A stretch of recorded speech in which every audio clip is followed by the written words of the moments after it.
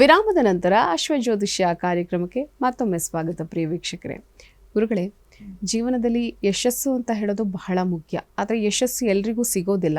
ಅದರಲ್ಲೂ ಕೂಡ ಈ ಯಶಸ್ಸು ಅನ್ನೋದು ನಮ್ಮ ಜಾತಕದಲ್ಲಿ ಈಗ ಸೂರ್ಯ ಯಾವ ಸ್ಥಾನದಲ್ಲಿ ಇದ್ದರೆ ಅದು ಸೂಕ್ತ ಅನ್ನುವಂಥದ್ದು, ಮತ್ತು ಯಶಸ್ಸನ್ನು ಪಡ್ಕೊಳ್ಳೋ ಅಂಥದ್ದು ಹೇಗೆ ಅಂತ ಈ ವಿಚಾರದ ಬಗ್ಗೆ ತಾವು ತಿಳಿಸ್ಕೊಡೋದಾದ್ರೆ. ಸೂರ್ಯ ಯಾಕಂದರೆ ಆರೋಗ್ಯಂ ಭಾಸ್ಕರಾದಿಚ್ಛೇತ್ ಅಂತ ಹೇಳಿದ್ದಾರೆ. ಸೂರ್ಯ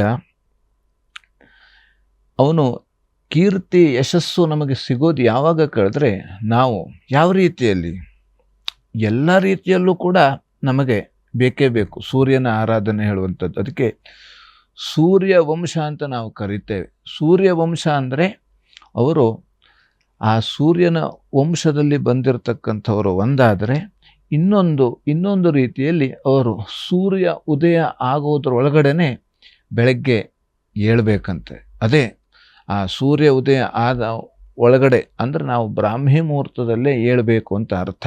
ಹಾಗಾಗಿ ಆ ಬ್ರಾಹ್ಮಿ ಮುಹೂರ್ತದಲ್ಲಿ ಎದ್ದು ನಾವು ಏನು ಮಾಡಬೇಕು ಅಂತ ಅಂದರೆ ಸ್ನಾನ, ಜಪ, ತಪ, ಪೂಜೆ, ಇದನ್ನು ಮಾಡಬೇಕಂತೆ. ಹಾಗಾಗಿ ಆ ರೀತಿಯಲ್ಲಿ ಅದಕ್ಕಾಗಿ ನಮಗೆ ಅದೆಲ್ಲ ಇರಬೇಕು. ಸರಿಯಾಗಿ ನಾವು ಮಾಡಲೇಬೇಕು ಅಂದರೆ ನಮಗೆ ಆರೋಗ್ಯ ಇರಬೇಕು. ಆರೋಗ್ಯಕ್ಕೆ ಕಾರಣ ನಮಗೆ ಸೂರ್ಯನೇ. ಅದಕ್ಕಾಗಿ ನಾವು ಬೆಳಗ್ಗೆ ಎದ್ದ ತಕ್ಷಣ ಎಲ್ಲರೂ ಹೇಳ್ತಾರೆ ಸೂರ್ಯ ನಮಸ್ಕಾರವನ್ನು ಮಾಡಬೇಕು. ಆ ಸೂರ್ಯ ನಮಸ್ಕಾರ ಯಾವ ರೀತಿ ಮಾಡಬೇಕು, ಅದು ಆ ಕ್ರಮದಲ್ಲೇ ಯಾವ ರೀತಿ 9 ನಮಸ್ಕಾರ ಮಾಡಬೇಕು ಅಥವಾ 11 ನಮಸ್ಕಾರ ಹೇಗಿದೆ, ಅದನ್ನು ಆ ರೀತಿ ನಾವು ಮಾಡೋದರಿಂದ ಏನಾಗ್ತದೆ ಅಂತಾದರೆ ನಮ್ಮ ಶರೀರಕ್ಕೆ ವ್ಯಾಯಾಮ ಹೇಳುವಂಥದ್ದು ಸಿಗ್ತದೆ. ಮನಸ್ಸಿಗೆ ಎಲ್ಲ ರೀತಿ ಉಲ್ಲಾಸ, ಯಾವ ರೀತಿ ಮನಸ್ಸಿಗೆ ಶಾಂತಿ, ನೆಮ್ಮದಿ, ಉಲ್ಲಾಸ ಸಿಗ್ತದೆ. ಶರೀರಕ್ಕೆ ವ್ಯಾಯಾಮ ಹೇಳುವಂಥದ್ದು ಸಿಗ್ತದೆ. ಅದು ಶಾರೀರಿಕವಾಗಿ ಏನೇನು ಬೇಕೋ ಅದು ಎಲ್ಲವೂ ಕೂಡ ಸೂರ್ಯ ನಮಸ್ಕಾರದಿಂದಲೇ ನಮಗೆ ಸಿಗ್ತದೆ. ಹಾಗೆ ನಮಗೆ ಸೂರ್ಯ ನಮಸ್ಕಾರ ಮಾಡಲಿಕ್ಕೆ ಆಗಲಿಲ್ಲ ಹೇಳಾದರೂ ಕೂಡ ನಾವು ಧ್ಯಾನ ಮಾಡೋದರಿಂದಲೂ ಕೂಡ ಆ ರೀತಿಯಲ್ಲಿ ಏನು ಬೇಕೋ ಅದೆಲ್ಲವೂ ಕೂಡ ಸಿಗ್ತದಂತೆ. ಆ ಧ್ಯಾನದಲ್ಲೇ ಎಲ್ಲವೂ ಕೂಡ ಇದೆಯಂತೆ. ಹಾಗಾಗಿ ಆ ಧ್ಯಾನವನ್ನು ನಾವು ಮಾಡಿದ್ರೆ ನಮಗೆ 2 ತಾಸು 3 ತಾಸು ನಿದ್ರೆಯನ್ನು ಮಾಡ್ಕೊಂಡಿದ್ರೂ ಸಾಕಾಗ್ತದಂತೆ. ಅಥವಾ ತುಂಬ ಆ ಧ್ಯಾನದಲ್ಲಿ ನಾವು ಮುಳುಗೋಗಿದ್ರೆ ಅಥವಾ ಯಾವತ್ತೂ ಕೂಡ ನಿರಂತರವಾಗಿ ಧ್ಯಾನ ಮಾಡ್ತಾ ಇದ್ರೆ ನಮಗೆ ನಿದ್ರೆನೂ ಕೂಡ ಬೇಕಾಗೋದಿಲ್ವಂತೆ. ಹಾಗಾಗಿ ವಿಶೇಷವಾಗಿ ನಮಗೆ ಎಲ್ಲರೂ ಕೂಡ ವಿದ್ಯಾರ್ಥಿ ಆದವನಿಗೆ ಅವನು ಯಾವತ್ತೂ ಕೂಡ ಸೂರ್ಯ ಉದಯ ಆಗೋದ್ರೊಳಗಡೆ ಏಳಬೇಕು. ಎದ್ದುಕೊಂಡು ಅವನು ವಿದ್ಯೆಯನ್ನು ಯಾವ ರೀತಿ ಓದೋದು ಬರೆಯೋದು ಅದು ಏನು ಅವನ ವಿದ್ಯೆಗೆ ಸಂಬಂಧಪಟ್ಟಂತೆ ಅದನ್ನು ಮಾಡಬೇಕು. ಹಾಗಾಗಿ ಇನ್ನು ವಿದ್ಯಾರ್ಥಿ ಆದ ನಂತರ ಅವನು ಯಾವ ರೀತಿ ವ್ಯವಹಾರವನ್ನು ಮಾಡುವವರಿದ್ದರೆ ವ್ಯಾವಹಾರಿಕವಾಗಿ ಅವರಿಗೆ ದಶಮ ಸ್ಥಾನದಲ್ಲಿ ರವಿ ಇದ್ದಾನೆ ಅಂತ, ಅಥವಾ ರವಿ ಮೇಷದಲ್ಲಿದ್ದಾನೆ, ಆವಾಗ ಅವನು ಉಚ್ಚನಾಗಿರುತ್ತಾನೆ, ಒಳ್ಳೆಯ ಫಲವನ್ನು ನಾವು ಯಾವುದೇ ಉದ್ಯೋಗ ಮಾಡ್ತಾ ಇದ್ದರೂ ಕೂಡ ನಿಷ್ಠೆಯಿಂದ ಮಾಡುವಂಥದ್ದು. ಅದಕ್ಕೆ ಭಗವಂತ ಹೇಳಿದ್ದಾನೆ ಯಾವ ರೀತಿ ಕರ್ಮವನ್ನು ಮಾಡು, ಆದರೆ ಆ ಫಲ ಯಾವ ರೀತಿ ಫಲ ನಮಗೆ ಸಿಗ್ತದೆ, ಆ ಫಲದಲ್ಲಿ ಅಪೇಕ್ಷೆ ಬೇಡ ಅಂತ ಭಗವಂತ ಹೇಳಿದ್ದಾನೆ. ಹಾಗಾಗಿ ನಾವು ಯಾವುದೇ ಕೆಲಸವನ್ನು ನಾವು ಕೃಷಿಕರಾಗಿದ್ದರೆ ಆ ಕೃಷಿಯಲ್ಲಿ ಯಾವ ರೀತಿ ಕೆಲಸ ಮಾಡಬೇಕು. ಹಾಗಾಗಿ ನಿರಂತರ ಕೃಷಿಕರು ಇದ್ದರೆ ಅವರಿಗೆ ನಿರಂತರ ಯಾವತ್ತೂ ಕೂಡ ಅವರಿಗೆ ರಜೆ ಹೇಳೋದೇ ಇಲ್ಲ, ನಿರಂತರ ಕೆಲಸ ಮಾಡ್ತಾ ಇರಲೇಬೇಕಾಗ್ತದೆ. ಹಾಗಾಗಿ ಆ ರೀತಿಯಲ್ಲಿ ಯಾವ ರೀತಿ ಕೃಷಿಯಲ್ಲಿ ನಾವು ಮಗುವನ್ನು ಬೆಳೆಸ್ದಂಗೆ, ಮಗುವಿಗೆ ನಾವು ಸಣ್ಣ ಮಗು ಇರುವಾಗ ಮಗುವನ್ನು ಬಿಟ್ಟು ನಾವು ಎಲ್ಲೋ ಒಂದು ಕ್ಷಣನೂ ಆ ಕಡೆ ಈ ಕಡೆ ಹೋಗ್ಲಿಕ್ಕೆ ಆಗೋದೇ ಇಲ್ಲ, ಆ ರೀತಿ ಕೃಷಿಯನ್ನು ಮಾಡುವಂಥ. ಹೀಗೆ ಎಲ್ಲವೂ ಕೂಡ ಕೃಷಿನೇ. ನಾವು ಯಾವುದೇ ರೀತಿ ಈ ಆಫೀಸ್ ಇತ್ಯಾದಿ ಯಾವುದೇ ಕೆಲಸವನ್ನು ನಾವು ಮಾಡ್ತಾಯಿದ್ರು, ಕಚೇರಿಗಳಲ್ಲಿ ಯಾವುದೇ ಕೆಲಸವನ್ನು ಮಾಡ್ತಾಯಿದ್ರು ಕೂಡ ಅದು ನಿರಂತರವಾಗಿ ಇರಬೇಕು. ನಿಷ್ಠೆಯಿಂದ ನಾವು ಆ ಕೆಲಸವನ್ನು ಮಾಡಿದಾಗ ನಮಗೆ ಕೀರ್ತಿ, ಯಶಸ್ಸು ಹೇಳುವಂಥದ್ದು ಸಿಗ್ತದೆ. ಅದಕ್ಕಾಗಿ ನಾವು ಆ ಕರ್ಮದ ಫಲದಲ್ಲಿ ನಮಗೆ ಯಾವುದೇ ರೀತಿಯಾದಂಥ ಅಪೇಕ್ಷೆ ಇಲ್ಲ ಹೇಳಾದರೆ ಅದು ನಮಗೆ ಮುಂದೊಂದು ದಿವಸ ಒಳ್ಳೆ ರೀತಿ ಕೀರ್ತಿ ಯಶಸ್ಸನ್ನೇ ಸಿಗ್ತದೆ. ಹಾಗಾಗಿ ನಿಜವಾಗಿ ನಮಗೆ ಕೀರ್ತಿ ಯಶಸ್ಸು ಅಂದರೆ ಯಾವುದು ಅಂತಾದರೆ ಅದು ಭಗವಂತನ ದರ್ಶನವನ್ನು ಮಾಡುವಂಥದ್ದೇ ಅದೇ ಕೀರ್ತಿ, ಅದೇ ಯಶಸ್ಸು. ಯಾಕೆಂದರೆ ಬೇರೆ ಎಲ್ಲವೂ ಕೂಡ ಅದು ತಾತ್ಕಾಲಿಕವಂತೆ, ನಾವು ಏನೇ ಮಾಡಿದ್ರೂ ಕೂಡ ಅದು ತಾತ್ಕಾಲಿಕ. ಆದರೆ ಭಗವಂತನ ಸ್ಮರಣೆ ಮಾಡುವಂಥದ್ದು ಅಥವಾ ನಾವು ಯಾವುದೇ ವೃತ್ತಿಯಲ್ಲಿ ಇದ್ದುಕೊಂಡ್ರೂ ಕೂಡ ಇದು ಭಗವಂತನ ಸೇವೆ. ನಾವು ಏನೇ ಮಾಡ್ತಾ ಇಲ್ಲ, ಇದು ನಾವು ಭಗವಂತನಿಗೆ ಪೂಜೆ ಮಾಡ್ತಾ ಇದ್ದೇನೆ, ಅವನಿಗೆ ಸಮರ್ಪಣೆ ಮಾಡ್ತಾ ಇದ್ದೇನೆ, ಆ ರೀತಿ ಭಾವನೆಯಿಂದ ನಾವು ಕೆಲಸವನ್ನು ಮಾಡಿದಾಗ ನಮಗೆ ಆಸೆ ಹೇಳುವಂಥದ್ದು ಬರಬಾರದು, ಆಸೆ ಹೇಳುವಂಥದ್ದು ಬರೋದಿಲ್ಲ. ಹಾಗಾಗಿ ನಮಗೆ ಅದ್ರ ಬಗ್ಗೆ ಆಸೆ ಇದ್ದರೆ ಅದು ನಮಗೆ ಈ ಕೀರ್ತಿ ಯಶಸ್ಸು ನಮಗೆ ಸಿಗೋದಿಲ್ಲ. ಹಾಗಾಗಿ ಆಸೆ ಯಾವ ರೀತಿ ಎಲ್ಲ ಮಹಾತ್ಮರು ಕೂಡ ಹೇಳಿದ್ದಾರೆ, ಆಸೆಯೇ ದುಃಖಕ್ಕೆ ಕಾರಣ. ನಮಗೆ ಎಷ್ಟು ಆಸೆ ಬಂತೋ ಅದು ಅಷ್ಟು ನಮಗೆ ದುಃಖ ಇದೆಯಂತೆ. ನಮಗಷ್ಟು ಆಸೆ ಬೇಕು, ನಮಗೆ ಬರಬೇಕು ಈ ರೀತಿ ಆಸೆ ಇದ್ದರೆ ಅದು ಮುಂದೊಂದು ದಿವಸ ನಮಗೆ ದುಃಖವನ್ನು ಉಂಟು ಮಾಡ್ತದೆ. ಎಷ್ಟು ಬೇಕು ಬರಬೇಕು ಅಂತ ನಾನು ಹೇಳುವಂಥ ಕೀರ್ತಿ ಪ್ರತಿಷ್ಠೆ ಎಲ್ಲಿ ಬಂತೋ ಅಲ್ಲಿ ಮುಂದೆ ನಮಗೆ ಅಷ್ಟು ನೋವಾಗ್ತದೆಯಂತೆ. ಆ ಅಹಂಕಾರದ ಹಿಂದೆ ಅಷ್ಟು ನೋವು ಇರ್ತದೆ ಹೇಳಾಯಿತು. ಹಾಗಾಗಿ ಪರಿಣಾಮೇ ಅಮೃತೋಪಮಂ. ಹಾಗಾಗಿ ನಮಗೆ ಇವತ್ತಿನ ದಿವಸ ದುಃಖ ಆದರೂ ಅಡ್ಡಿಲ್ಲ, ನಾಳೆ ಆಗ್ತದೆ, ನಾಳೆ ಆದರೂ ಕೂಡ ನಾವು ನೆಮ್ಮದಿಯಿಂದ ಇರ್ತೇವೆ, ಶಾಂತಿಯಿಂದ ಇರ್ತೇವೆ ಅಂತ ಹೇಳುವುದನ್ನು ನಾವು ಕಲಿತುಕೊಂಡ್ರೆ ಅದೇ ನಮಗೆ ಕೀರ್ತಿ, ಅದೇ ಯಶಸ್ಸು. ಸರಿ ಗುರುಗಳೇ, ಬಹಳ ವಿಶೇಷವಾಗಿ ಯಶಸ್ಸು ಅಂದರೆ ಏನು, ಯಶಸ್ಸನ್ನು ನಾವು ಹೇಗೆ ಪಡ್ಕೋಬೇಕು, ಹಾಗೆ ಯಶಸ್ಸನ್ನು ನಾವು ಪಡ್ಕೋಬೇಕಾದ್ರೆ ಜಾತಕದಲ್ಲಿ ಸೂರ್ಯ ಯಾವ ಸ್ಥಾನದಲ್ಲಿ ಹೇಗೆ ಇರಬೇಕು ಅನ್ನುವಂತಹ ವಿಶೇಷ ಮಾಹಿತಿನ ನಮ್ಮ ಪ್ರಿಯ ವೀಕ್ಷಕರಿಗೆ ತಾವು ತಿಳಿಸ್ಕೊಟ್ಟಿದ್ದೀರಾ. ಹಾಗೆಯೇ ಅದೇ ರೀತಿ ಉಳಿದಂತಹ ತುಲಾ, ವೃಶ್ಚಿಕ, ಧನುಸ್ಸು, ಮಕರ, ಕುಂಭ, ಮೀನ ಈ 6 ರಾಶಿಗಳ ಫಲಾಫಲ ಯಾವ ರೀತಿಯಾಗಿದೆ, ಹಾಗೆಯೇ ಮತ್ತು ದೋಷಕ್ಕೆ ಪರಿಹಾರಗಳೇನು, ಇವುಗಳನ್ನು ಕೂಡ ತಿಳಿಸ್ಕೊಡಿ ಗುರುಗಳೇ. ಇನ್ನು ತುಲಾ ರಾಶಿಯವರಿಗೆ ಇವತ್ತಿನ ದಿವಸ ತಲೆನೋವು, ಮಾನಸಿಕ ಒತ್ತಡದಿಂದ ತಲೆನೋವು ಬರುವಂಥ ಸಾಧ್ಯತೆ ಇದೆ. ಹಾಗಾಗಿ ಆರೋಗ್ಯದಲ್ಲಿ ವ್ಯತ್ಯಾಸ ಆಗುವಂಥ ಸಾಧ್ಯತೆ ಇದೆ. ಇನ್ನು ಉನ್ನತ ವಿದ್ಯಾಭ್ಯಾಸ ಮಾಡುವವರಿಗೆ ಅನುಕೂಲ ಆಗುವಂಥ ಸಾಧ್ಯತೆ ಇದೆ. ಇನ್ನು ಬೆಟ್ಟ ಗುಡ್ಡಗಳಲ್ಲಿ ತೊಂದರೆ ಆಗುವಂಥ ಸಾಧ್ಯತೆ ಇದೆ.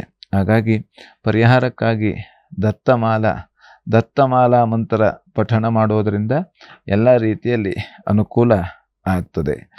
ಇನ್ನು ವೃಶ್ಚಿಕ ರಾಶಿಯವರಿಗೆ ಸ್ತ್ರೀಯರಿಂದ ಇವತ್ತು ವ್ಯಯ ಆಗುವಂಥ ಸಾಧ್ಯತೆ, ಖರ್ಚು ಜಾಸ್ತಿ.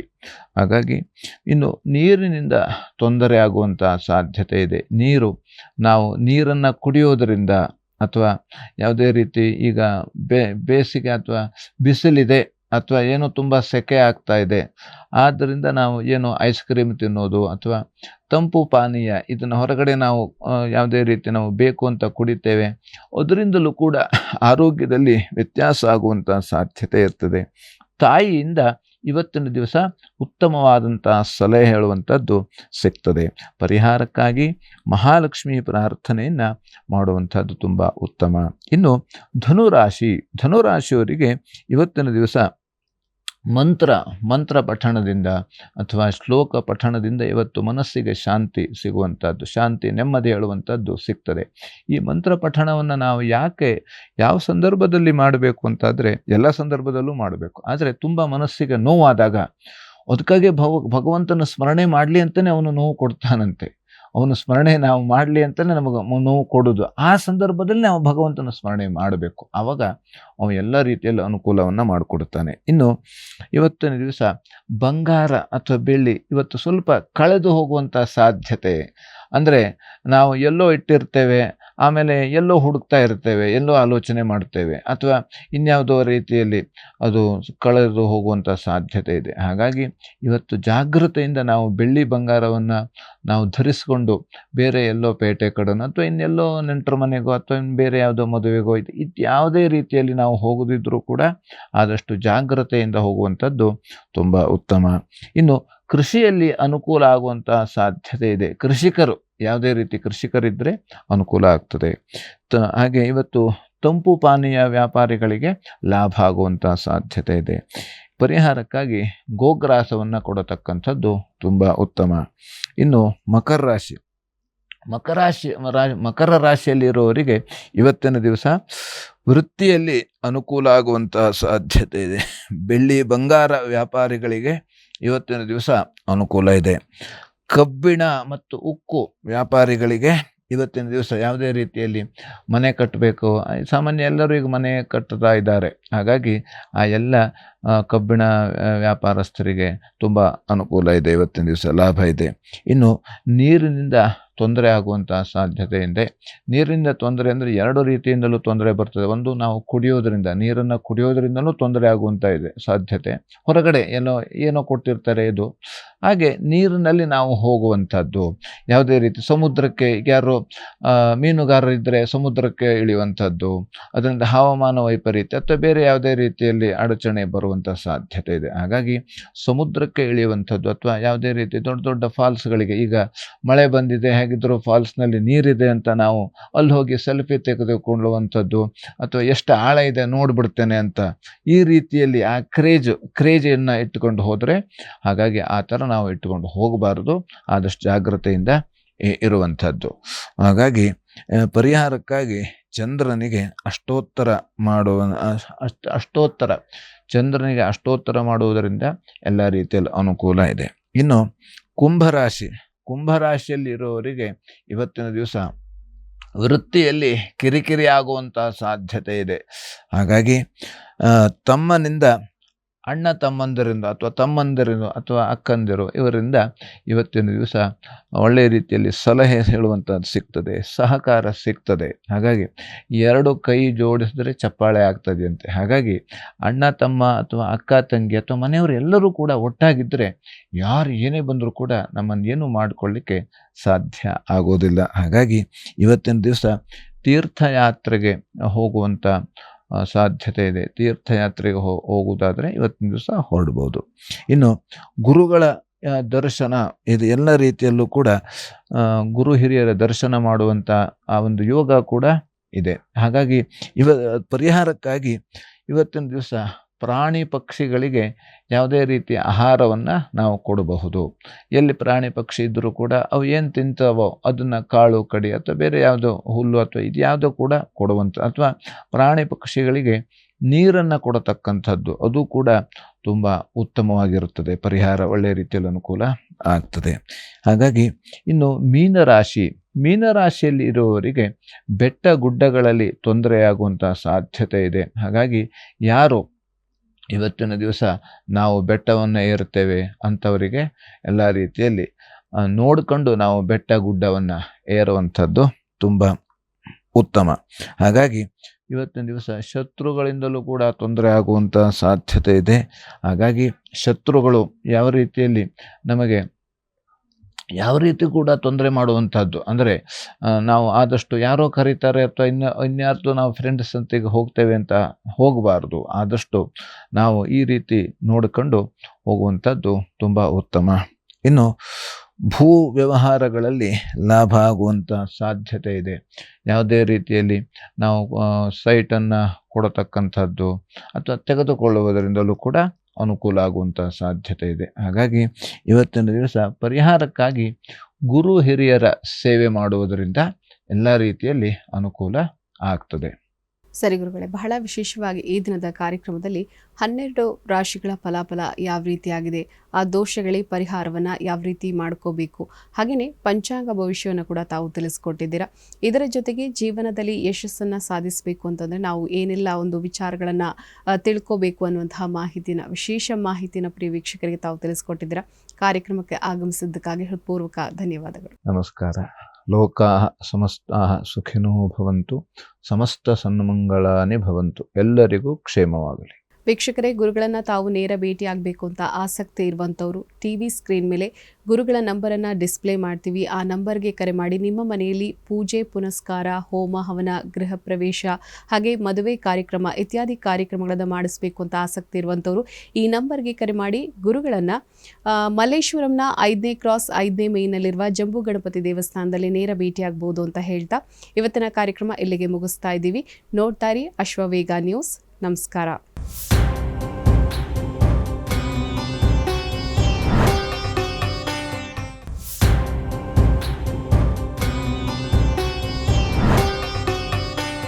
ನಮಸ್ಕಾರ ವೀಕ್ಷಕರೇ, ಅಶ್ವಜ್ಯೋತಿಷ್ಯ ವಿಶೇಷ ಕಾರ್ಯಕ್ರಮಕ್ಕೆ ಸ್ವಾಗತ. ನಾನು ಪಲ್ಲವಿ ಭಟ್. ವೀಕ್ಷಕರೇ, ಎಂದಿನಂತೆ ಇವತ್ತಿನ ಕಾರ್ಯಕ್ರಮದಲ್ಲಿ ಪಂಚಾಂಗ ಭವಿಷ್ಯ, ರಾಶಿ ಭವಿಷ್ಯಗಳ ಫಲಾಫಲ ಯಾವ ರೀತಿಯಾಗಿರುತ್ತೆ, ಹಾಗೆಯೇ ಧಾರ್ಮಿಕ ಚಿಂತನೆಗಳಿಗೆ ಸಂಬಂಧಪಟ್ಟಂತೆ ನಮ್ಮ ಒಂದು ಜಾತಕದಲ್ಲಿ ಸೂರ್ಯನ ಪ್ರಭಾವ ಯಾವ ರೀತಿಯಾಗಿರುತ್ತೆ, ಹಾಗೆಯೇ ನಮ್ಮ ಜೀವನದಲ್ಲಿ ಯಶಸ್ಸನ್ನು ಪಡಿಬೇಕು ಅಂತಂದರೆ ನಮ್ಮ ಜಾತಕದಲ್ಲಿ ಸೂರ್ಯ ಯಾವ ಸ್ಥಾನದಲ್ಲಿ ಇರಬೇಕು ಅನ್ನುವಂತಹ ವಿಚಾರದ ಬಗ್ಗೆ ಸಾಕಷ್ಟು ಮಾಹಿತಿಯನ್ನು ಇವತ್ತು ತಿಳಿಸಿಕೊಡೋದಕ್ಕೆ ಇವತ್ತು ನಮ್ಮ ಜೊತೆಗೆ ಕಾರ್ಯಕ್ರಮದಲ್ಲಿ ಭಾಗವಹಿಸ್ತಾ ಇದ್ದಾರೆ ಧಾರ್ಮಿಕ ಚಿಂತಕರಾದ ವೆಂಕಟರಮಣ ಭಟ್. ಬನ್ನಿ ಅವನ ಕಾರ್ಯಕ್ರಮಕ್ಕೆ ಪ್ರೀತಿಯಿಂದ ಬರಮಾಡಿಕೊಳ್ಳೋಣ. ಗುರುಗಳೇ, ಕಾರ್ಯಕ್ರಮಕ್ಕೆ ನಿಮಗೆ ಪ್ರೀತಿಯ ಸ್ವಾಗತ. ನಮಸ್ಕಾರ. ಗುರುಗಳೇ, ಎಂದಿನಂತೆ ನಾವು ಪಂಚಾಂಗವನ್ನು ಆಲಿಸೋದು ಬಹಳ ವಿಶೇಷ ಅನಿಸುತ್ತೆ. ಹಾಗಾಗಿ ವೀಕ್ಷಕರು ಕೂಡ ಕಾಯ್ತಾ ಇರ್ತಾರೆ. ಪಂಚಾಂಗದ ವಿಶೇಷತೆ ಏನು ಅನ್ನೋದ್ರ ಬಗ್ಗೆ ತಾವು ತಿಳಿಸ್ಕೊಡಿ ಗುರುಗಳೇ. ಶ್ರೀ ಗುರುಭ್ಯೋ ನಮಃ. ಹರಿ ಓಂ. ಗುರುಬ್ರಹ್ಮ ಗುರುರ್ವಿಷ್ಣು ಗುರುರ್ದೇವೋ ಮಹೇಶ್ವರ ಗುರು ಸಾಕ್ಷಾತ್ ಪರಂ ಬ್ರಹ್ಮ ತಸ್ಮೈ ಶ್ರೀ ಗುರವೇ ನಮಃ. ಏಕ ಏವ ಪರಬ್ರಹ್ಮ ಪರಮಾತ್ಮ ದಿಗಂಬರಃ ಸ್ವಯಮೇವ ಗುರು ಸಾಕ್ಷಾತ್ ಸುಬ್ರಾಯಃ ಪಾತು ನಃ ಸದಾ.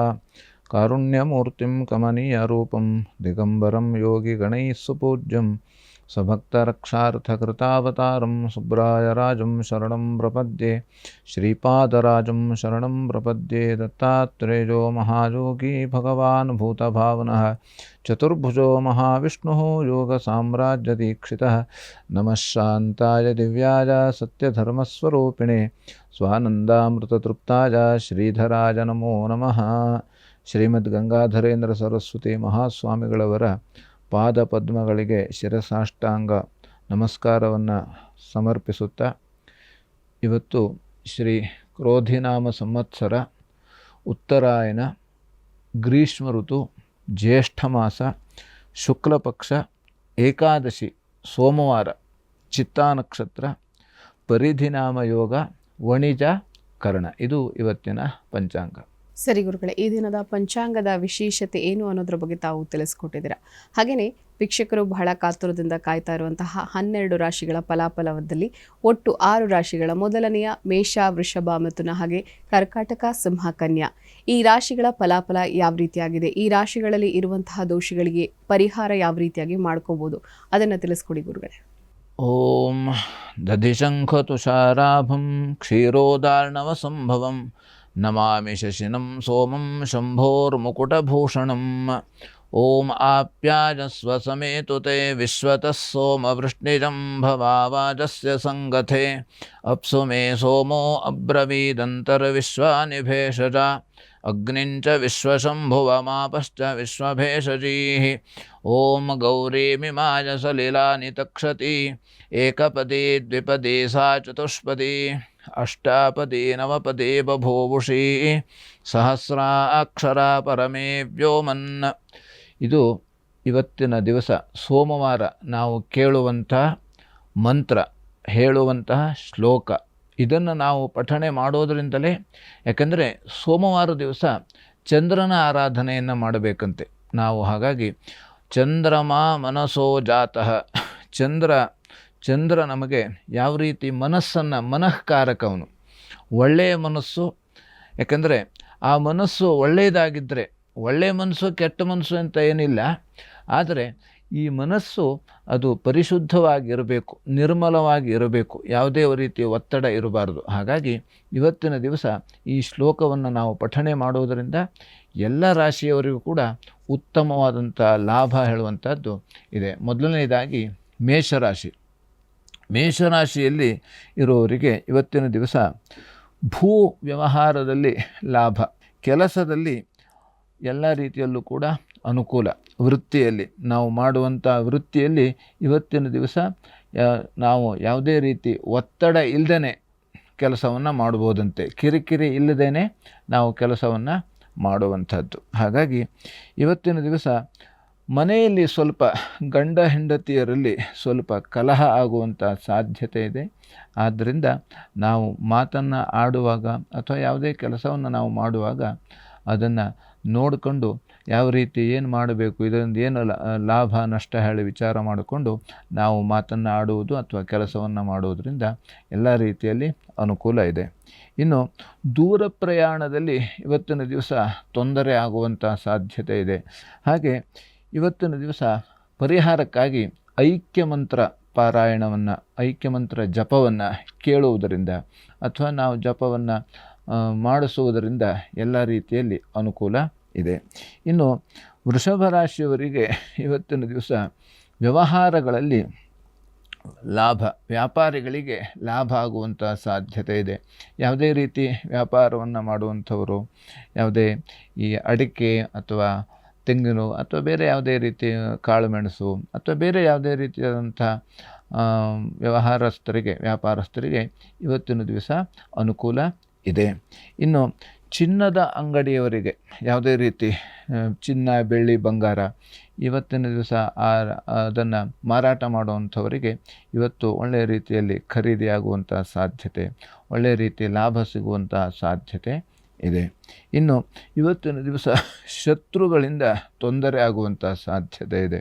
ಇನ್ನು ಶರೀರಕ್ಕೆ ಇವತ್ತಿನ ದಿವಸ ಸ್ವಲ್ಪ ಮಟ್ಟಿಗೆ ಗಾಯ ಆಗುವಂಥದ್ದು, ನಾವು ನಡೆದುಕೊಂಡು ಹೋಗ್ತಾ ಇರ್ತೇವೆ ಅಥವಾ ವಾಹನದ ಮೇಲೆ ಹೋಗ್ತಾ ಇರ್ತೇವೆ, ಏನೋ ಅದು ನಮಗೆ ವಾಹನವನ್ನು ಇಳಿಯುವಾಗ ಅಥವಾ ಹತ್ತುವಾಗ ಅಥವಾ ನಾವು ಬೈಕ್ ಓಡಿಸ್ತಾ ಇರ್ತೇವೆ, ಸ್ಟ್ಯಾಂಡ್ ಹಾಕುವಾಗ ಸ್ವಲ್ಪ ಕಾಲಿಗೆ ಇದಕ್ಕೆಲ್ಲ ಆಗ ಕೈಗೆ ಸ್ವಲ್ಪ ಗಾಯ ಆಗುವಂಥ ಸಾಧ್ಯತೆ ಇದೆ. ಅಥವಾ ನಡೆದುಕೊಂಡು ಹೋಗಬೇಕಾದ್ರೆ ನಾವು ಎಲ್ಲೋ ಆಲೋಚನೆ ಮಾಡಿಕೊಂಡು ಅಥವಾ ಯಾರ ಹತ್ರ ಮಾತಾಡ್ಕೊಳ್ತಾ ಅಥವಾ ನಾವು ಫೋನಲ್ಲಿ ಮಾತಾಡ್ಕೊಳ್ತಾ ಹೋಗ್ತಾ ಇರ್ತೇವೆ, ಅಲ್ಲಿ ನಮಗೆ ಗೊತ್ತಾಗೋದೇ ಇಲ್ಲ, ಅಲ್ಲೇನೋ ನಮಗೆ ಸ್ವಲ್ಪ ಗೋಡೆನೋ ಅಥವಾ ಇನ್ಯಾವುದೋ ಕೈಗೆ ಕಾಲಿಗೆ ತಾಗುವಂಥದ್ದು. ಹೀಗೆ ಆದ್ದರಿಂದ ನಾವು ಆದಷ್ಟು ಎಲ್ಲ ರೀತಿಯಲ್ಲೂ ಕೂಡ ನೋಡಿಕೊಂಡು ಓಡಾಡುವಂಥದ್ದು ತುಂಬ ಉತ್ತಮ. ಹಾಗಾಗಿ ಇದೇ ರೀತಿಯಲ್ಲಿ ಪರಿಹಾರಕ್ಕಾಗಿ ದುರ್ಗಾ ಕವಚ ಪಾರಾಯಣ ಮಾಡುವುದರಿಂದ ಎಲ್ಲ ರೀತಿಯಲ್ಲೂ ಕೂಡ ಉತ್ತಮವಾದಂಥ ನಮಗೆ ಎಲ್ಲ ರೀತಿ ಉತ್ತಮ ಫಲ ಹೇಳುವಂಥದ್ದು ಸಿಗ್ತದೆ.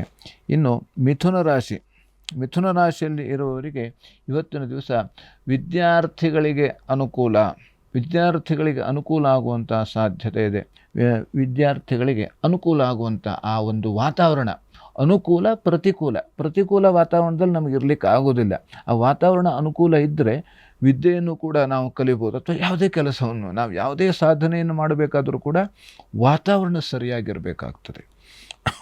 ಹಾಗಾಗಿ ಎಲ್ಲ ರೀತಿಯಲ್ಲಿ ಅನುಕೂಲ ಆಗುವಂಥ ವಿದ್ಯಾರ್ಥಿಗಳಿಗೆ ಅನುಕೂಲ ಆಗುವಂಥ ಸಾಧ್ಯತೆ ಇದೆ.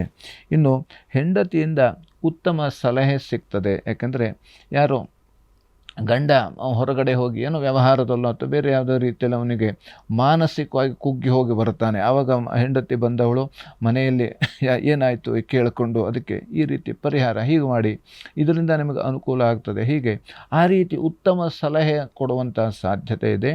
ಆ ಕೊಟ್ಟಂಥ ಸಲಹೆಯನ್ನು ನಾವು ಉತ್ತಮ ರೀತಿಯಲ್ಲಿ ಸ್ವೀಕಾರ ಮಾಡಬೇಕು. ಹಾಗಾಗಿ ಇನ್ನು ಮಕ್ಕಳಲ್ಲಿ ಇವತ್ತಿನ ದಿವಸ ಕಲಹ, ಜಗಳ ಆಗುವಂಥ ಸಾಧ್ಯತೆ ಇರ್ತದೆ. ಯಾಕಂದರೆ ಸಾಮಾನ್ಯ ಇರ್ತದೆ, ಅದು ಎಲ್ಲರ ಮೇಲೂ ಇರೋದೇ. ಮಕ್ಕಳಿಗೆ, ತಾಯಿ ಮಕ್ಕಳಿಗೆ, ತಂದೆ ಮಕ್ಕಳಿಗೆ ಜಗಳ ಇದ್ದೇ ಇರ್ತದೆ. ಆದರೂ ನಾವು ಸ್ವಲ್ಪ ನೋಡಿಕೊಂಡು ಮಕ್ಕಳ ಹತ್ರ ಮಾತಾಡುವಂಥದ್ದು, ಕೆಲಸ ಹೇಳುವಂಥದ್ದು ಮಾಡಬೇಕು.